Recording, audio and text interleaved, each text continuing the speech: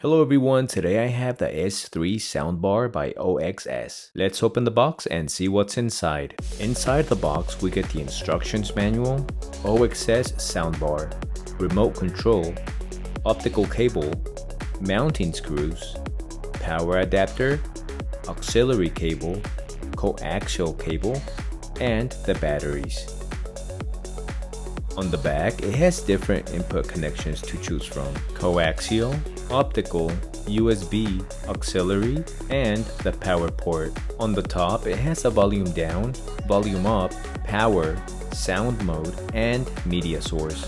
On the bottom, it has two rubber feet on each end that double as a mounting brackets. On the sides, it has a special port tube for dynamic bass boost that delivers an immersive cinematic experience. When touching the soundbar, you can immediately feel that it's made of high-quality materials. You can connect individual media sources, all of them, or none of them, because you also have the option of connecting to the soundbar via Bluetooth.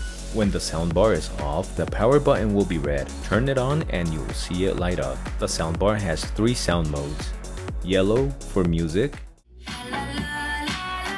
green for news, has the details, Mona. and purple for movies. You are able to switch sources, and they are purple for USB, yellow for optical, white for coaxial, green for auxiliary, and blue for Bluetooth. The remote control is small, comfortable, and very easy to use. It has all the buttons you need to control the OXS soundbar.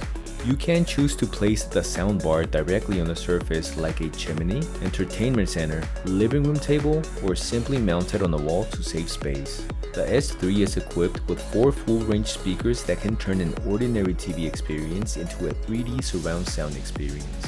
Thanks to the built-in DSP technology, it has a maximum volume of 96 decibels and a peak power of 80 watts. So check it out.